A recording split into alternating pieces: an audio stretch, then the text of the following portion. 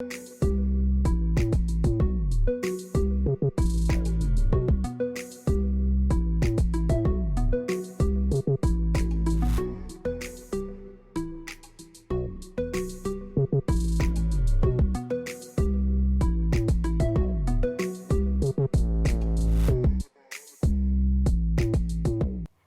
women prisoners granted presidential pardons, and community intelligence led to successful interception of Berbice bandits.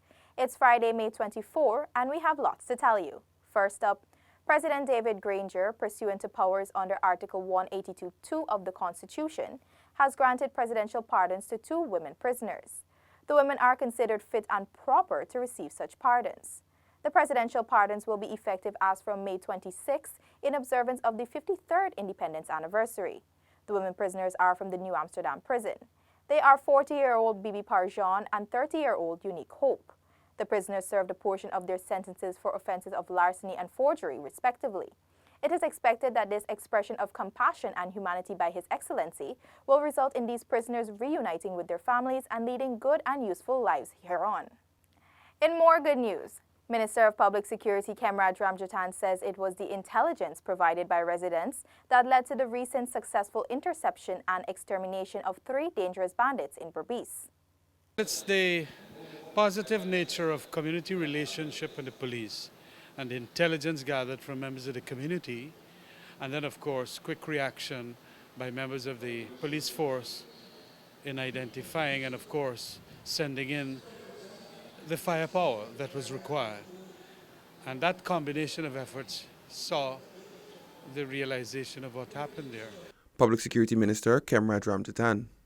The community support in the crime fight is imperative, Minister Ramjatan added. The police these days have the necessary assets and have the courage and the firepower to go and get them.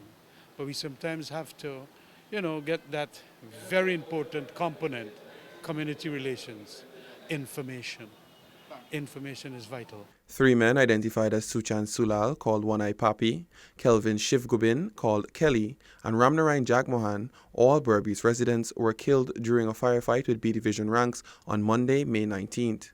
Investigators have so far linked the dead men to several of the robberies committed in Quarantine and New Amsterdam Berbice. Residents of Mocha Arcadia are being encouraged to invest in their lands.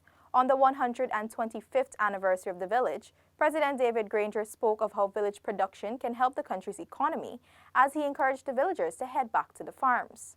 President Granger was addressing the large gathering of residents at the Mocha Arcadia Primary School. Describing the anniversary as a landmark, he implored residents to return to the farms like their ancestors did. Vibrant economies are essential to eliminating inequality and poverty and to generating employment, particularly self-employment in this village. It is my belief that this economy, the country's economy, could be revitalized by village production. It was highlighted that even though government is providing support, effort must be made by those in the village. You have to be willing to get off of that white plastic chair and produce the guavas to make the guava jam and guava jelly. To produce the cassava to make cassava bread. To produce the plantain to make plantain chips.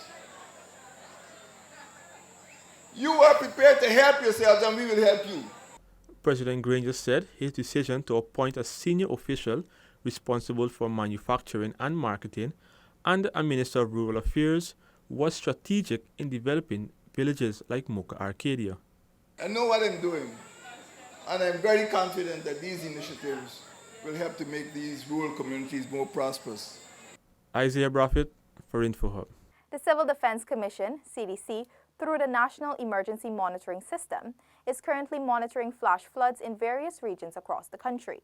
Director General of the CDC, Lieutenant Colonel Kester Craig, said focus is being placed on Aishalton and Sand Creek in the Upper Takatu, Upper Essequibo region and Madia in Pataro Siparuni. The Director General said based on reports from Madia's municipality, 25 homes have been affected and may require immediate relief. He further disclosed that the CDC is in communication with the municipality to identify possible shelters. A damage assessment team is presently in the region delivering relief supplies. We will provide updates on our social media platforms. President of Cricket West Indies today paid a courtesy call on Prime Minister Moses Nagamutu to discuss matters of mutual interest, particularly the development of West Indies cricket. The CWI president has assured that Guyanese cricket fans will see the West Indies and India teams in action in August at the Guyana National Stadium. This assurance was made during a meeting with Prime Minister Moses Nagamutu to discuss matters of mutual interest and the development of West Indies cricket. In my short visit here that I do get to spend a few minutes with you, sir. I just came here to pay tribute to your long-standing cricket interests, and you've always been, since I knew you, always been a big cricket supporter, and to have folks like you in the highest office, among the highest offices in the land, is really good for cricket. You know, cricket is so powerful. One of the things that I always marvel at is how cricket brings people together. Prime Minister Nagamutu revealed to Skerrit that the government of Guyana will shortly embark on a multi-million-dollar program to upgrade dozens of grounds across the country. The India team is scheduled to tour the West Indies in August following the Cricket World Cup, which will commence next week in England. The two leaders also discussed matters related to the hosting of the regional Under-19 tour. Accompanying Skerrit were CWI's Chief Executive Officer, Johnny Grave, and CWI's Logistics Manager, Fawaz Bash. The Prime Minister's team comprised the Director of Public Information, Imran Khan, and the Coordinator of Governance Office at the Office of the Prime Minister, Tamara Khan. For InfoHub, Rebecca Ganesh. Still to come, University of Guyana forced to cancel exams following another bomb threat, and Housing Department meets with Sophia residents to discuss further development in the community. More after the break. Stay with us. Are you ready to embark on a truly epic adventure to an undiscovered corner of South America, where some of the most spectacular natural attractions are unveiled within a beautifully diverse landscape? From the wetlands and savannas to the ancient mountains, magnificent waterways and lush enriching rainforest would provide a vast playground for some of the most exotic and breathtaking creatures on the planet, including many of the world's giant species. This untouched land of mystery and wonder serves up an exclusive experience for travelers. So are you ready for a new, awe-inspiring adventure? Welcome back to nature. Welcome to Guyana.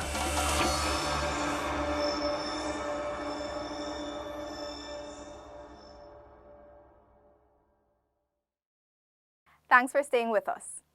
Afternoon exams at the University of Guyana's Turkine campus have been postponed following another bomb threat against the tertiary institution. This was confirmed by Head of Security of the campus, Hugh Gibson, who has indicated that security protocols are in full effect. Inspections of the many buildings on the university's campus were conducted. Similar threats were issued against the university on February 9. That situation resulted in the arrest and prosecution of a student attached to the institution. More on this story can be found on our social media platforms. Residents of Sophia recently benefited from a discussion about construction plans under the Adequate Housing and Urban Accessibility Program. A team from the Central Housing and Planning Authority met with the residents on Thursday. The Central Housing and Planning Authority, CHNPA, and a number of contractors met with residents of Sophia on Thursday afternoon at the Sophia Primary School to discuss the way forward under the Adequate Housing and Urban Accessibility Program. CHNPA Director of Community Development, Gladwin Charles, said it is necessary to inform the residents since there will be disruption due to future construction works. Reportedly today, the engineers, they would advise, and then one of the things that we got to work on is what we call the livelihood restoration program that has been completed, and then we were able to engage persons, the community leaders, the person would be affected in one way or the other. And importantly, this afternoon we have the contractors with us.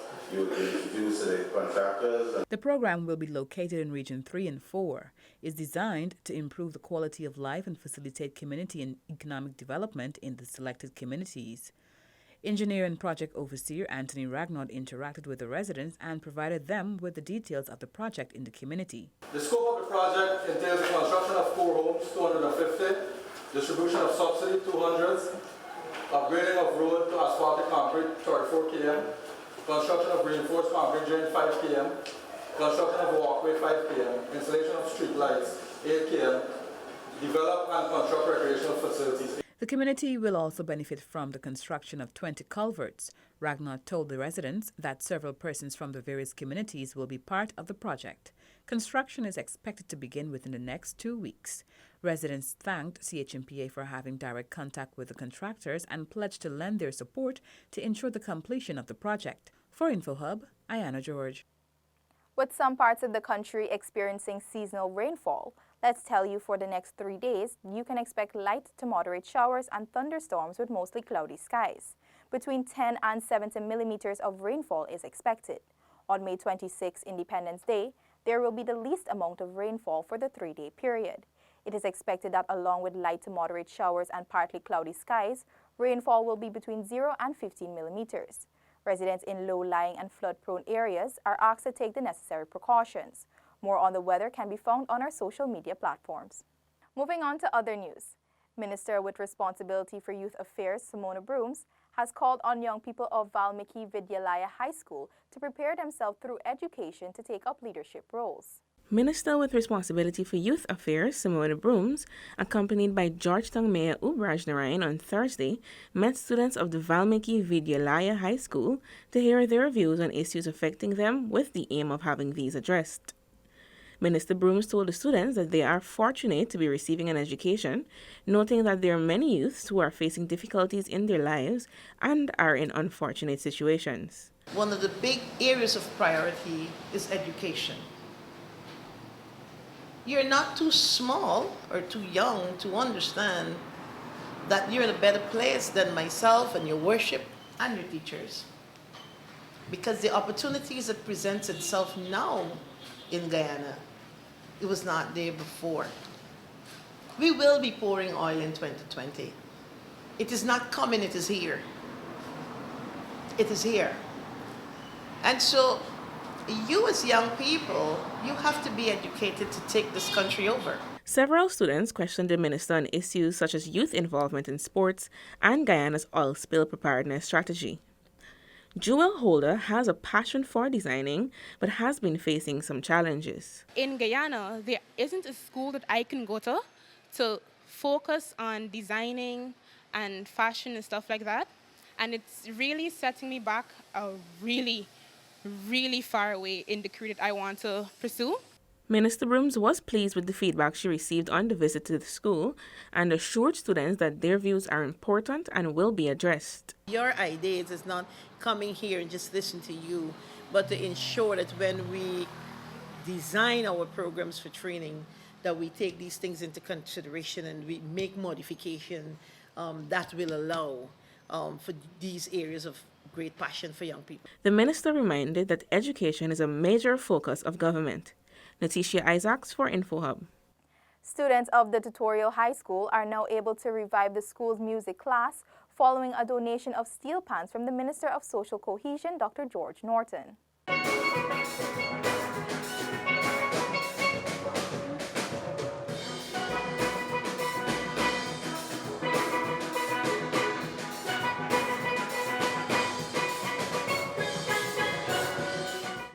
Acting headmaster of Tutorial High School, David Sam, expressed his content with receiving steel pans for the students. He said this will help in creating well-rounded individuals. We don't want to produce bookworms, if I can say. And so we encourage our children to get involved in activities out of the classroom.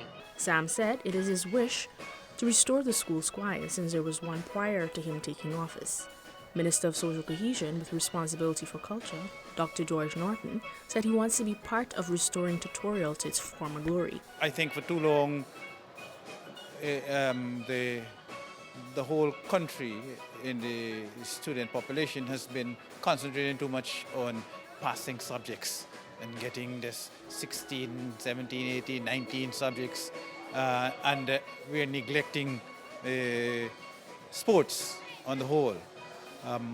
I want to get back to those days when sports were considered a very integral part of the life of any student. I want to see when University of Guyana is going to ask for your background in sporting activities in order to enhance your chances of getting into a course. The Steelpan is the only musical instrument to be invented in the last 100 years. Kippany Jordan, InfoHub. Guyana is set for its 53rd independence celebration with a packed weekend of activities and young people taking the charge this year. The celebrations continue with the Independence Flag Concert at Stabroek Square, followed by the Independence Relays on Saturday, along with the Independence 5K and 10K road race and the annual flag-raising ceremony on Sunday. The celebrations wrap up on Saturday, June 1, with the Farmers Market at Durban Park. The Stabroek Market Square will be transformed into a carnival atmosphere Friday evening, as the Ministry of Social Cohesion will be hosting its Independence Flag Concert. It will see pure Guyanese talent showcased. The lineup includes artists such as Road March Queen Vanilla, reigning Carib Soca Monarch Brandon Harding, reigning Chutney Monarch Stephen Rampal, Jomo Primo, Kwesi Ace, and many more.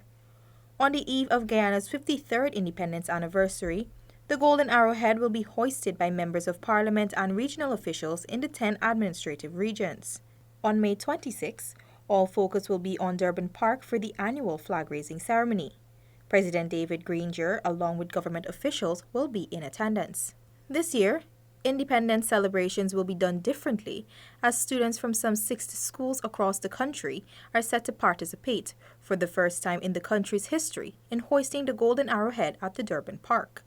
Coordinator of the Independence activities, Andrew Tyndall, said this will help young people to create a sense of nationalism and patriotism to assist in the development of Guyana. The 5,000 students from Regions 3, 4, 5, 6, and 10 will take center stage in the parade, chorale, and cultural presentation. Sunday also wraps up Guyana's week-long carnival activities with the Road March. Revelers will be decked out in their bright and colorful costumes as they make their way through Georgetown. Before we go, let's tell you that the annual investiture ceremony began earlier this afternoon at the National Cultural Center, where President David Granger presented national awards to a number of outstanding Guyanese for their service to the nation. Updates on the ceremony can be found on our social media platforms. That's all for today. Connect with us on WhatsApp, Facebook, and YouTube. Much more news is on our website, dpi.gov.gy, and pop over to Instagram for the latest photo updates at DPI Guyana. Your bridge and weather reports are up next. Have a safe and enjoyable Independence weekend.